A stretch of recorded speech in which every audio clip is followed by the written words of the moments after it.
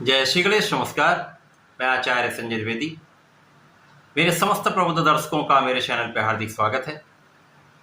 प्रिय दर्शकों, आज मैं नवग्रहों में अत्यंत शुभ प्रभाव देने वाले दैत्य गुरु शुक्राचार्य के राशि परिवर्तन प्रभाव को लेकर आपके सम्मुख उपस्थित हूँ। शुक्राचार्य 31 जुलाई को अपनी राशि का परिवर्तन करेंगे। वर्तमान कर्क राशि को छोड़कर नवग्रहों में राजा सूर्यदेव की राशि में प्रवेश करेंगे। यद्यपि सूर्य और शुक्र का आपसी संबंध मित्रवत नहीं होता है, परंतु तात्कालिक मैत्री भाव है, जिसके कारण समभाव बन जाता है। इस समभाव में यदि कोई ग्रह किसी राशि में होता है तो वहां पर नकारात्मकता नहीं आती, वो अपना संपूर्ण प्रभाव दे पाता है। आज मैं कन्या राशि के लिए शुक्राचार्य के इस राशि परिवर्तन का किस प्रकार का प्रभाव आपको प्राप्त होने वाला है, इस समय में आप कितना लाभ ले पाएंगे, यदि कहीं पर कोई समस्या है तो उसका क्या निराकरण है, संपूर्ण विश्लेषण मैं पूर्ण तर्क के साथ करने जा रहा हूं। प्रिय दर्शकों, इस राशिफल को आप अपने चंद्र राशि के अनुसार देखें, अर्थात आपकी जन्म कुंडली में यदि 6 नंबर में चंद्रमा है तो आपकी कन्या राशि। कन्या राशि के स्वामी बुध हैं। बुध और शुक्र का आपसी संबंध अति मित्र का है। कन्या राशि के लिए यदि हम अवलोकन करें तो ये गोचर आपके 12वें भाव में होने जा रहा है। अब 12वां भाव जो कि एक त्रिक भाव है, व्यय का भाव है, एक्सपेंसेस का भाव है, डेप्रिशिएट होता है। तो यहाँ पर जो भी ग्रह जाएगा उसके कार्यकत्व में निर्बलता आ जाएगी, उसके कार्यकत्व का क्षय हो जाएगा। अब यहाँ पर शुक्राचार्य जो इस जगत में समस्त भौतिक सुखों को प्रदान करते हैं, जितना भी ऐश्वर्य वैभव है, धन संपदा है, वह शुक्राचार्य के कारण ही है। बड़ी इंडस्ट्री का सुख, बड़े शोरूम का जो एक आनंद होता है, इसी प्रकार से संतान सुख, स्त्री सुख, रत्न आभूषण,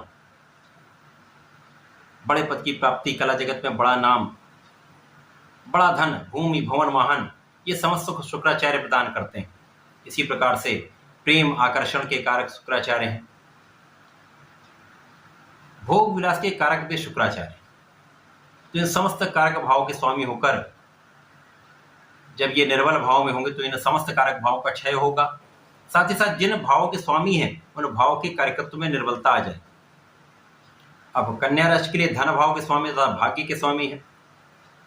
भाग्येश धनेश का गोचर 12वें भाव में, निश्चित रूप से आपके इन भावों की निर्बलता आपको प्राप्त होने वाली है। आपको इस माह में सावधान रहना होगा।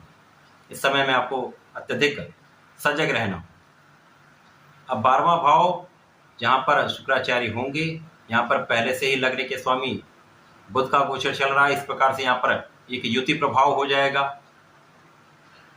तो लग्न भी यहाँ पर निर्बल है, धन भाव के स्वामी, भाग्य के स्वामी भी यहाँ निर्बल हैं। तो निश्चित रूप से यहाँ पर शारीरिक स्वास्थ्य भी निर्बल होगा, मानसिक तनाव भी आपका बढ़ेगा, भाग्य साथ भी उतना नहीं देता है जितना आपको चाहिए। आपके परिश्रम के बाद भी आप उतना लाभ नहीं ले पाते हैं, आपके प्रयासों के बाद भी उतने धन का अर्जन नहीं कर पाते। यद्यपि यहाँ पर शुक्राचार्य को 12वें भाव का कार्यकत्व प्राप्त है, परंतु जो इस भाव का प्रभाव वो तो मिलेगा। अब यहाँ पर क्या आपको लाभ मिलने वाला है, यहाँ पर आपका ऐश्वर्य वैभव बढ़ेगा। धन तो कहीं ना कहीं से आपके लिए आता रहे, धन की प्रबलता मिलती रहेगी, धन प्राप्त होता है, लेकिन धन का व्यय भी उसी प्रकार से होता है। तो धन का आप संचय नहीं कर पाते, धन को आप बचा नहीं पाते। इसी प्रकार से यहाँ पर आपके परिवार के बीच में भी आपके वाणी के कारण अथवा आपके असहयोग के कारण परिवार में भी सामंजस्य नहीं बन पाता है। अनावश्यक तनाव बना रहता है। विशेष रूप से पिता के स्वास्थ्य में कुछ निर्बलता हो सकती है, अथवा पिता का उतना सहयोग नहीं मिलता, अथवा पिता से कुछ दूरी हो सकती है। यहाँ पर कर्म क्षेत्र में भी लोगों का उतना सहयोग आप नहीं ले पाते। जो आपसी प्रभाव होता है उसमें कहीं ना कहीं एक समस्या आ जाती है, जिसके कारण व्यापारिक भाव भी निर्बल होता है, आपके कार्यक्षेत्र में भी निर्बलता आती है। इसी प्रकार जो लोग कला क्षेत्र में हैं, यहाँ पर आपके कार्यक्षेत्र में भी, आपके व्यापारिक क्षेत्र में भी, आपके प्रोफेशन में भी जितने अवसर हैं आप उन अवसरों का लाभ नहीं ले पाते हैं, अथवा वो अवसर आपके हाथ से निकल जाते हैं, जिसके कारण उतना लाभ आप प्राप्त नहीं कर पाते। अब यहाँ पर शुक्राचार्य और बुध का जो संयुक्त प्रभाव दे रहा है, वैसे ये एक महायोग बनता है, परंतु यहाँ पर निर्बल है। शुक्र की दृष्टि का प्रभाव आपके षष्ठम भाव पर होगा। षष्ठम भाव जो कि रोग ऋण शत्रु का भाव है, तो यहाँ पर आपके यदा कदा कुछ शत्रु बन सकते हैं। आपके ऐश्वर्य वैभव के कारण भोग विलास में वृद्धि हो सकती है। अनावश्यक मित्रों के कारण समस्या हो सकती है। भोग विलास की अधिकता से रोग की संभावना बनती है, तो यहाँ पर आपको अत्यधिक सावधान रहना चाहिए। इसी प्रकार से यहाँ पर कुछ एलर्जी की संभावना बनती है। किसी भी प्रकार के विवाद से बचना ही सर्वश्रेष्ठ यहाँ पर उपाय है।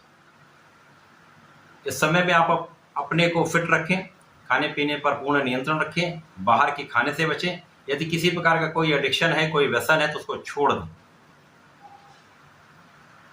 आध्यात्मिक कार्यों में अपना मन लगाएं, अपने कार्य क्षेत्र में पूर्ण परिश्रम करें, तो इस समय का आप संपूर्ण उपयोग कर पाएंगे। ये समय जब निकलेगा तो आपको आगे का समय आपके लिए अत्यंत विशेष होने वाला है। यहाँ पर एक अच्छा लाभ आप ले सकते हैं।